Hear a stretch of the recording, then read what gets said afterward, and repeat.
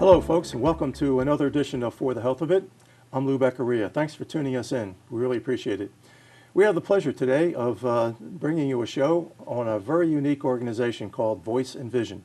The Voice and Vision organization provides helpful resources for families who have walked the walk with family members who have suffered from mental illness, autism, substance abuse, intellectual and developmental disabilities, and juvenile justice issues. It provides helpful information and resources, advocacy, and planning to help them in their personal journey with their affected family members. My guest to tell us about this fine organization is Valerie Melroy, who is one of the co-founders of Voice and Vision and who provides the dedication, passion, and vision for this much-needed resource. So Valerie, welcome to the show. Thanks for being with us. Thank you so much, Lou. It's good to be here. So tell the folks a little bit about your own background and how you got into this organization, starting the organization of Vision and Voice and Vision. Okay, great. I started in mental health when I was 17 years old, walked into Norristown State Hospital, and that's where I said I fell in love. The people there were intriguing to me and really taught me a lot, actually, about how to respect people and about mental illnesses and about, more than that, about hope and resiliency. So I started years ago when I was a teen and then worked there for a while, went off and got a master's degree, and then the state was offering opportunities for each county to start what was called a consumer and family satisfaction team, and I applied in Bucks County and we made it into a nonprofit, and here we are 22 years later. What was a consumer satisfaction team? Right, so when Philadelphia State Hospital was closing, the people, that family members there and individuals and some of the locals wanted to make sure that people weren't just being put out on the street. So they started teams to look at, to meet with actually all the individuals that left, see if their life was better, make sure they didn't end up on the street homeless. And then as each state hospital downsized, Bucks County started a team. That's where we came in and early on, back in the early 1990s. And then throughout the state, there's now a consumer family satisfaction team in every single county. Wow. Well, back when that started, that was pretty forward thinking back then, wasn't it? It was, because at that point, a lot of people were not sharing what they thought about their own services, about their own recovery. I mean, we didn't even use the word in mental health, recovery. Now we know recovery happens, treatment works, we can talk about all that. Mm-hmm. Back then, people were pretty much isolated, but now we know that people have a voice and need to share their voice. Because of all of that change in the atmosphere, so to speak, around mental health, it must be gratifying to know that you've been a part of that, to be able to change people's ideas and values and the thoughts about mental health. And your organization is proof of that, I guess. It's very exciting because our motto is find your voice, live your vision. So we help people and communities actually, family members find their voice. What is important to you and how do you speak out? How do you navigate the systems to find out, to say what is important to you? And then what's your vision? Because a lot of times when people get a diagnosis of quote unquote serious mental illness or any type of mental illness, they may feel like their life is over, or their families with a child with autism. What's going to happen to my son now? So when we can help people to find a vision for their life, for their child's life, and work with that, then we really offer a lot of hope. Okay. So to make it clear for the viewers, you don't offer direct services, but more indirect services to help the families. Is that correct? That's somewhat correct. Now, we do offer some direct services in local counties. Oh, you do? We do offer some. So in Bucks County, we have a program called College Plus, where we help people with mental health challenges go to college and get their degree. We have in Delaware County the ComPeer and ComPeer Core, which is setting up friendships with people with mental health challenges and also veterans. We work veteran to veteran. We have a really exciting program here in Chester County that we actually developed after gathering a lot of data with people that are Black and African American around how they can get help, because a lot of people that are Black and African American go to their churches or their mosques or whatever to get their help first. And so we developed an exciting program there so people can get the help that they need. So we're really a resource, and we do some direct service. Okay. But no clinical work, no counseling, that kind of work. Yeah, that's what I was referring to. Yes. So give us a little idea about the kinds of people that are coming to you for assistance and how you have helped them. Just a few examples. Oh, sure. So we have people calling us. We had a family member, a mother who called. She was involved in many systems, but the systems weren't working together. Like they would get together and somebody, She had a supports coordinator from one system. She had a case manager from another system, a psychiatrist from another system. And so when she called us, we helped all the groups to get together. We sat at the table with her, helped her son. Actually, we followed that situation for a year until she got everything she needed for her son. And her son's doing right now. He's been integrated into a school and back living with his family. And so that's one situation. We have people that come to us that may not feel like, again, they have a life or a future. We had one young man who came to us. He said that his doctor said that he would do nothing more than work at McDonald's. So I said, what's your passion? And he told us what his passion was, and it wasn't working at McDonald's. So What was it? actually, it was that he wanted to be a software engineer. And Wow. so, yes, so we started working with him. We hired him, and we actually ended up helping him be our trainer, and he became our trainer. He's now making six figures in another state as a software God. engineer. So he thought awesome. he hadn't heard the word recovery until he came to us. Yeah. So, now recovery is much more, not possible. I mean, now we're saying it much more.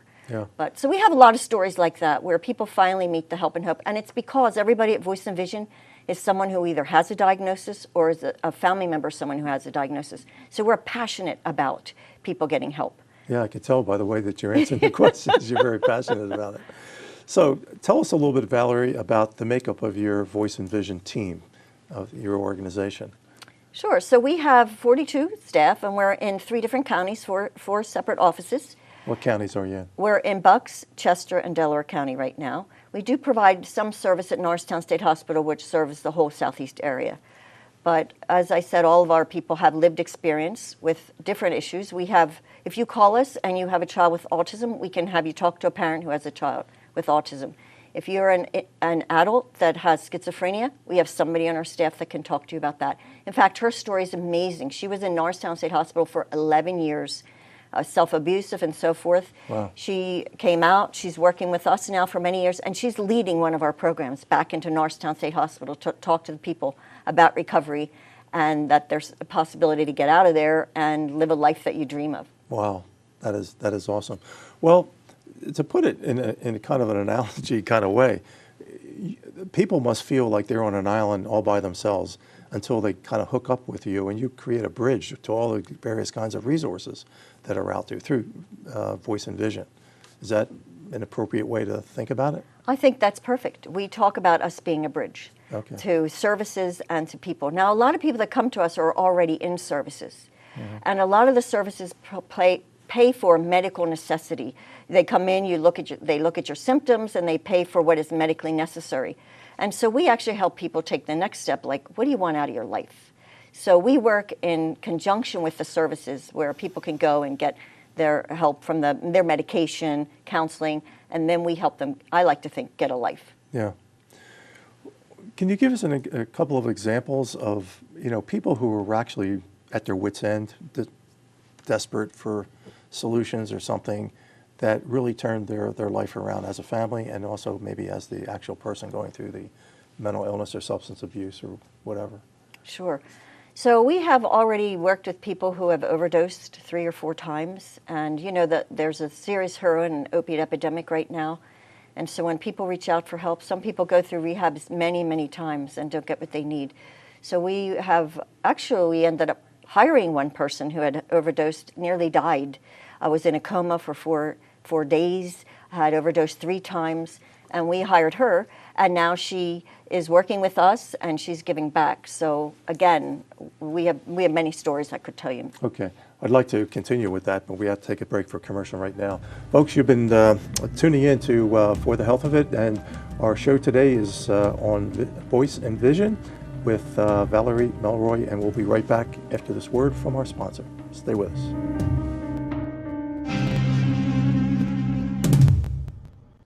Hi, welcome back to For the Health of It.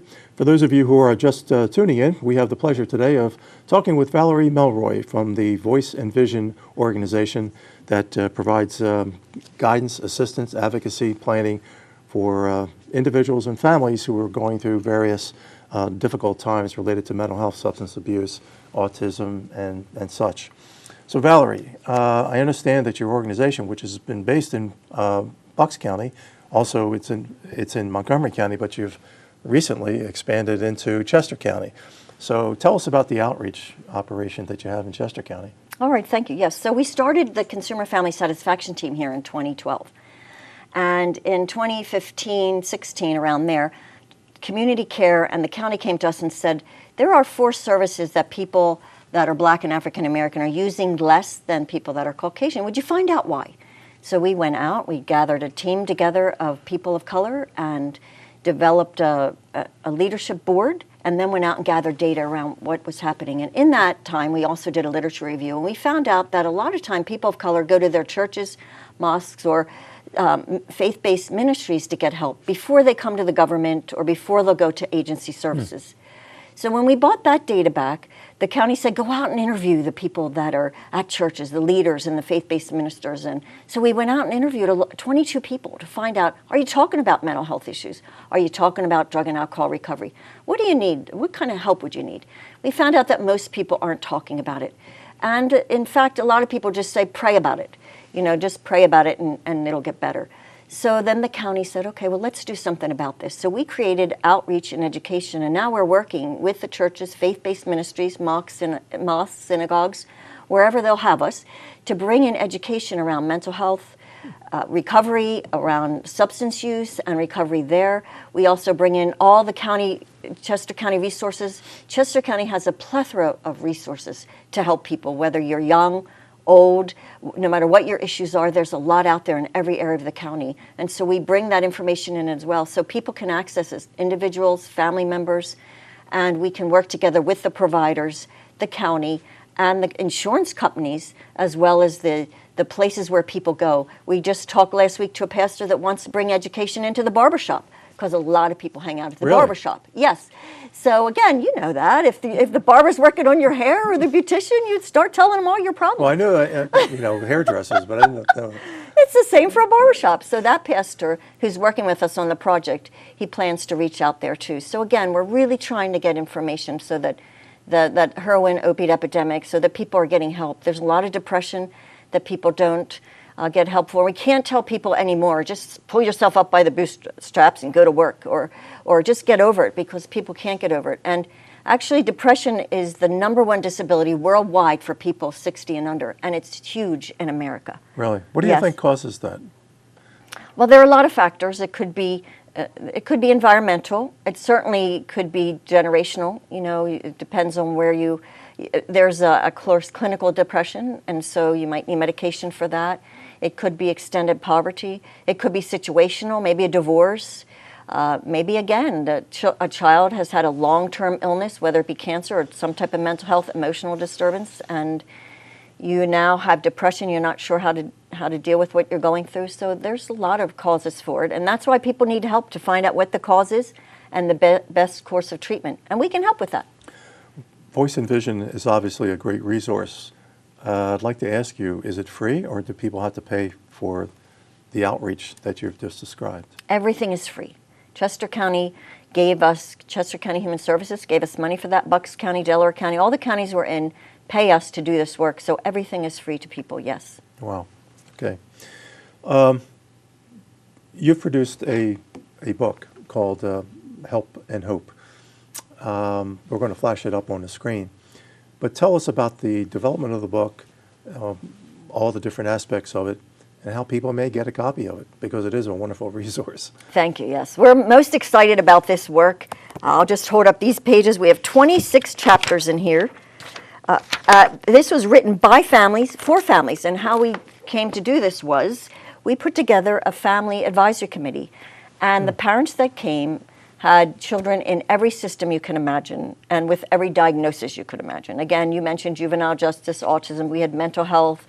We had early intervention. We had children and youth and so forth. And without exception, every family member said, if I only knew then what I knew now. Mm-hmm. How do we get the information out? We've been gathering data for 22 years at Voice and Vision from people using services. And one of the #1 things they say is, I don't know how to get information or how to get help. So it took us 3 years to create this guide with 26 chapters on everything you can imagine, how to navigate the system, mental health, how to get Social Security, medical assistance. What do you do when you're transitioning? Your child's going from age 14 in school now. How do you write an individual education plan, an IEP they call them? We wrote exactly what families would need to get the help that they need for their children. And it's in family language. So families wrote it so families can understand it. We also wrote it so that youth can understand it as well. We have stories in here, 60 stories from families and youth of how they kept hope alive. So it's unlike any other guide. It doesn't just provide you practical information, it gives you stories so that you can pick this up and read what another family member or a youth went through and say, oh my gosh, I can make it. They did it, I did it. I read a story again this morning about a mother whose child, she waited 36 years to have a baby, had a baby, and didn't realize at 6 months old that the baby wasn't turning over, and then realized there might be an issue here. Went to get early intervention, her baby got a lot of help, but she realized that she can't carry guilt because she didn't realize that sooner. So again, we try to alleviate any guilt, any shame, any hopelessness by this guide, which will really help people. So how, Valerie, can people get a copy of this? Is the guide on the internet? Does it have its own website? Or can they purchase it from Voice and Vision? Yeah, so the guide is listed on our website. It's not actually on the website right now. We're looking at the legality of that right now. We certainly do have handheld guides that we can send out to people if they call us. I think our number and our website's going to be on the screen here, and we can send it out to people. Part of the reason why we didn't put it on the web yet, and we have it in a handheld guide, is because people have asked for it. And we found that a lot of people still don't have access to the internet in their home. And we are also finding grandparents that are raising their grandchildren because their sons and daughters have passed because of a heroin or opiate addiction. And so people have said, and the testimonies we get is, I love picking this up. It's on my coffee table. It's next to my bed. I read the story. I page through, and it's so helpful to me. So right now we're going to keep with a handheld guide. We're looking at getting it on the internet, so stay tuned for that. Okay. Well, speaking about stay tuned, we're going to take a break for a commercial. And please stay tuned. We're going to have more with Valerie when we come back about Voice and Vision. Please stay with us.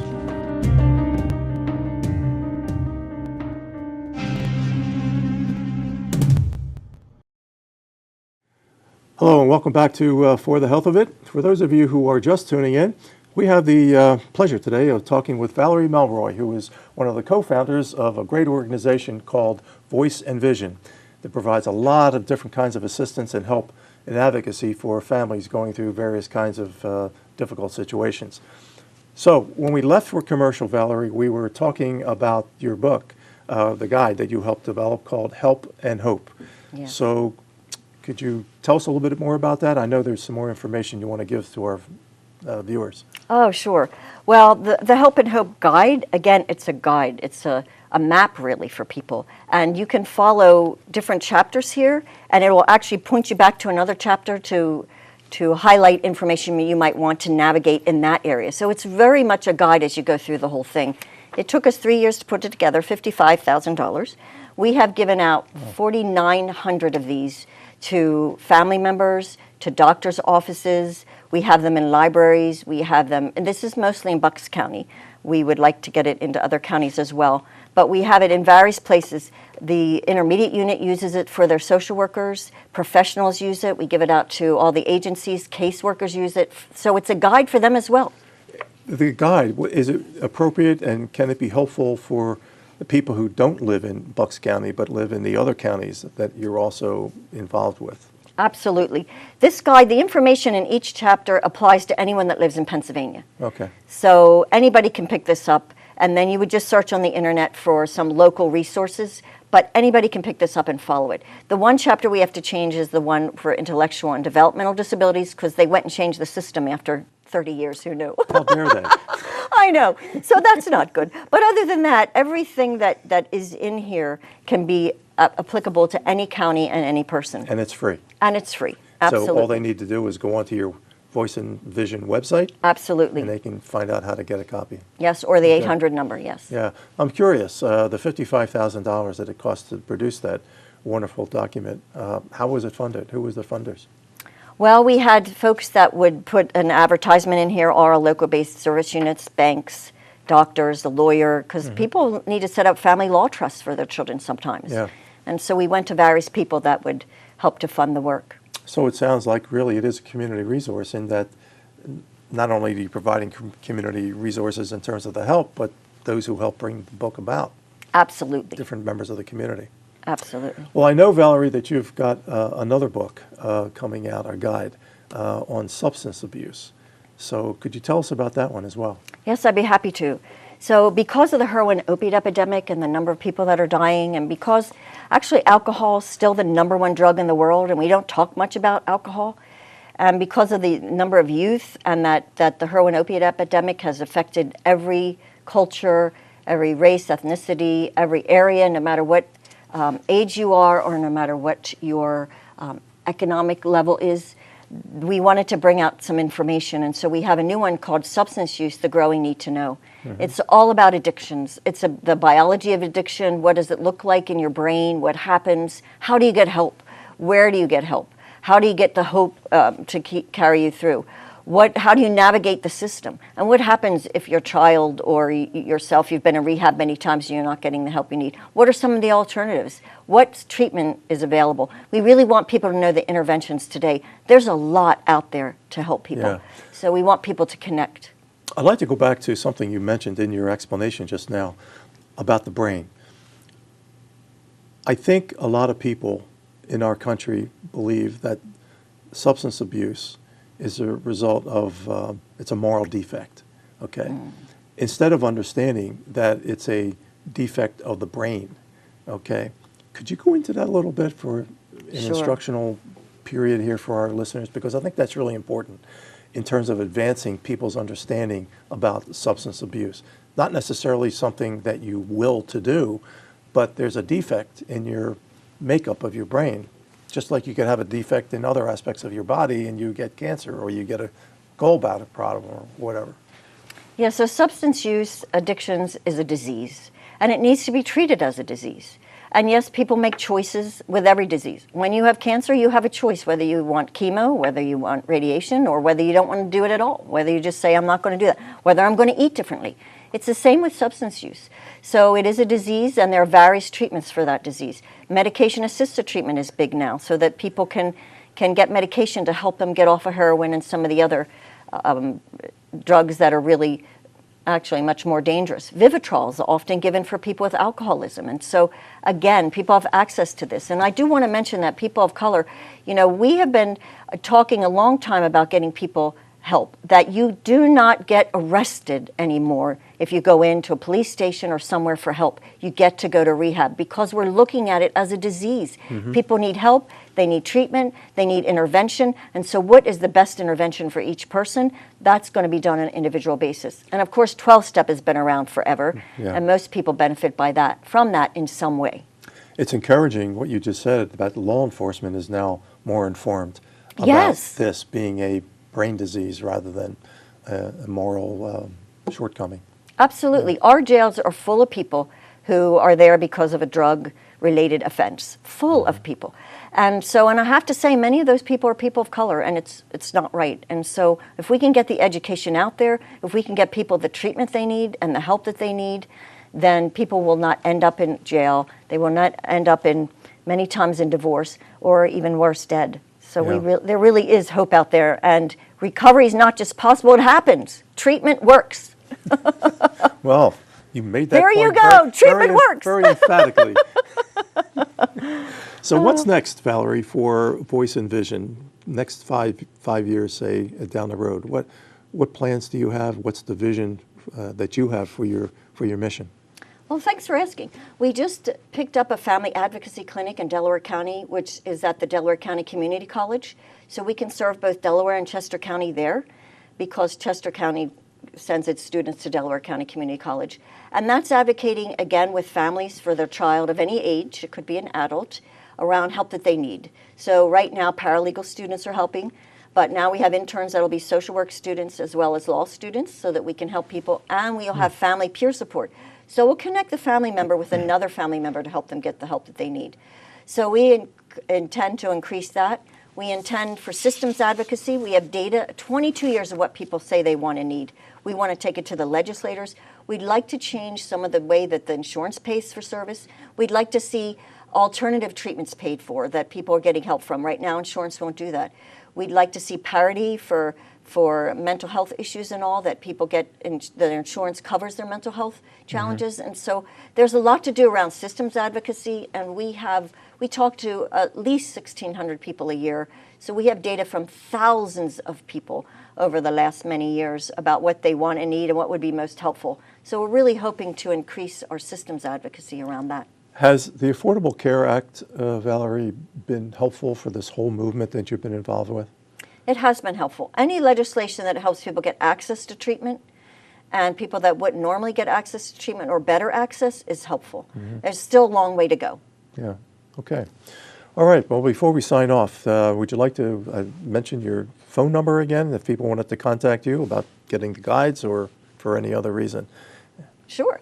We have a toll-free number, 1-800-734-5665, and we love to talk to people. You'll be greeted by someone who will actually answer the phone if you call during business hours, and somebody who cares about you. Okay. Well, thanks very much. You've been a fountain of information, and it's really great to have you on the show. Thank you very much. Thank you very much. Well, folks, that's about all the time we have today. I hope that you've found the show to be informative and helpful as a healthcare consumer. I know that I did. Until next time, remember, if you're healthy, folks, you're wealthy. I'm Lou Beccaria, and until next time on For the Health of It, I'll see you. Take care.